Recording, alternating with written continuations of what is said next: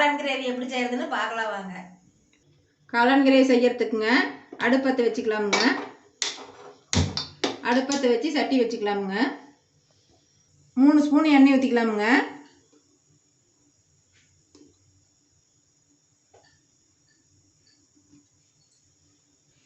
பட்டை 2 போட்டுக்கலாமுங்க. கிராம்பு 4 போட்டுக்கலாமுங்க. சோம்பு கொஞ்சம் போட்டுக்கலாமுங்க. ஒரு 1/2 ஸ்பூன் சோம்பு போட்டுக்கலாமுங்க. சோம்பு வாசம் வந்ததையும் பெரிய வெங்காயம் 2 பெரிய வெங்காயம் கட் பண்ணி வச்சுக்கணுங்க, அதை போட்டுக்கலாமுங்க.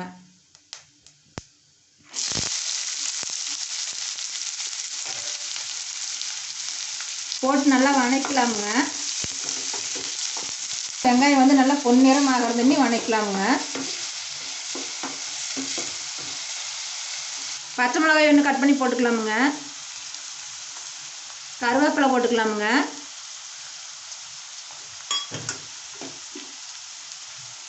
போட்டு நல்லா வணக்கலாமுங்க.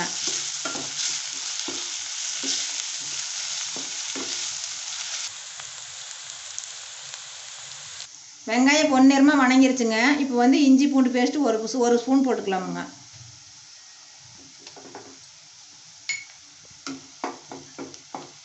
போட்டு நல்லா கிளறிக்கலாமுங்க.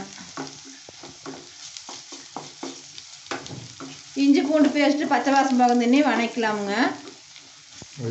ஒரு பெரிய வெங்காயத்தைங்க மிக்சியில் போட்டு 1-2 அடித்து வச்சுருக்கணுங்க, அதையும் போட்டுக்கலாம்.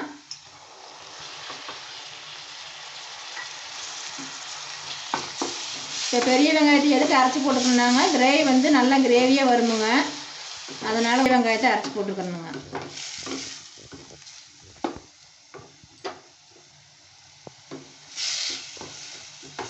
நல்லா வணக்கலாமுங்க.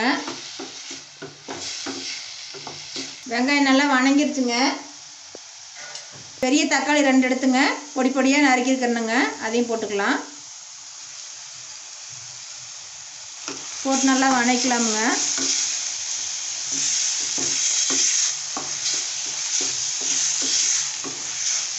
தக்காளி வணங்குறதுக்கு உப்பு போட்டுக்கலாமுங்க. கொஞ்சம்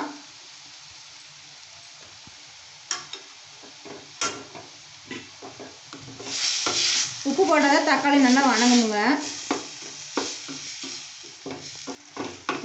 வெங்காயம் தக்காளியெல்லாம் நல்லா வணங்கிருச்சுங்க. மல்லிப்பொடி 2 ஸ்பூன் போட்டுக்கலாமுங்க.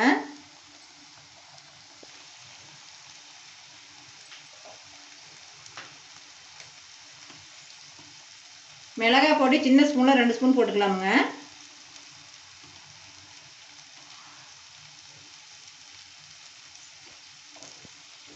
கரம் மசாலா பொடி 1/2 ஸ்பூனுங்க. மஞ்சள் பொடி கொஞ்சம் போட்டுக்கலாமுங்க. போட்டு நல்லா வணக்கலாமுங்க. இந்த பொடி வாசம் பச்சை வாசம் போகுதுன்னு வணக்கலாமுங்க.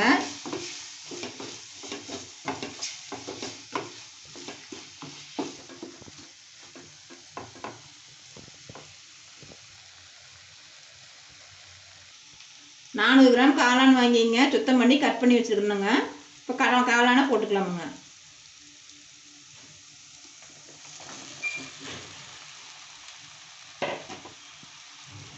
கொட்டி நல்லா கிளறிக்கலாமுங்க.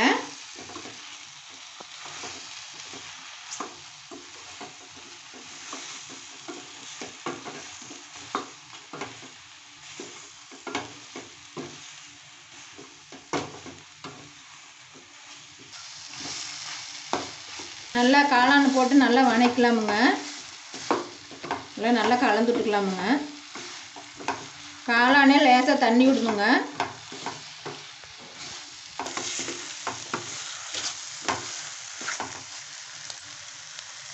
காளான் வணங்கிருச்சுங்க.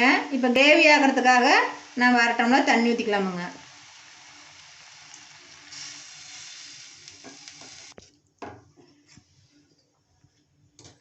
ஏற்கனவே உப்பு போட்டுருக்கு, தக்காளி வணங்குறதுக்கு ஏற்கனவே உப்பு போட்டுக்கிறோமுங்க. இப்போ கொஞ்சமாக உப்பு போட்டுக்கலாமுங்க.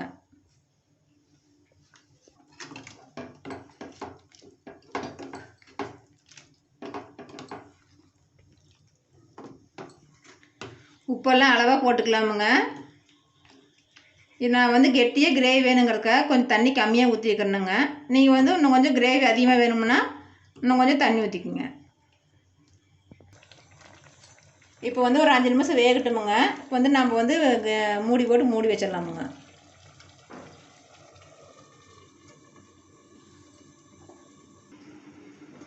இடையில ஒரு தடவை எடுத்து பார்த்துக்கலாமுங்க. எடுத்து கிளறி விட்டுக்கலாம், இல்லைன்னா அடி பிடிச்சிரும். மறுபடியும் மூடி வச்சிடலாமுங்க. மூடி வச்சுட்டு இன்னும் 2 நிமிஷம் இருந்து ஆஃப் பண்ணிக்கலாமுங்க. எடுத்துக்கலாங்க. பாருங்க, நல்லா கிரேவி நல்லா வெந்துருச்சு. காளான்லாம் நல்லா வெந்துருச்சுங்க. நல்லா கிரேவி ஆயிடுச்சு பாருங்க.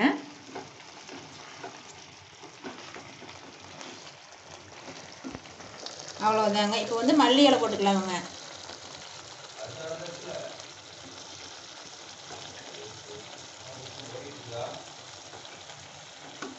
மல்லி இலை போட்டு கிளறி விட்டுக்கலாமுங்க.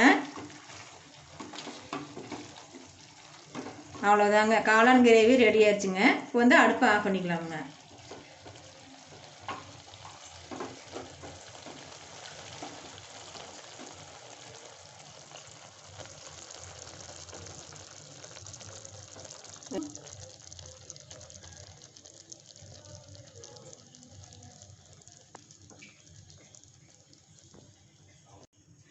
காளான் கிரேவி ரெடி ஆயிடுச்சுங்க.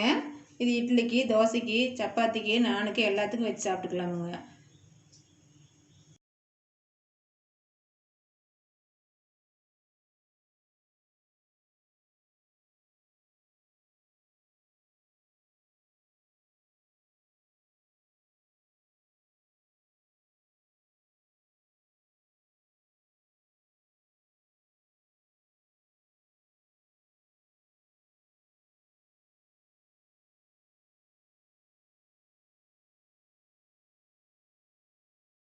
பாருங்க, காளான் கிரேவி சூப்பராக ரெடி ஆயிடுச்சுங்க.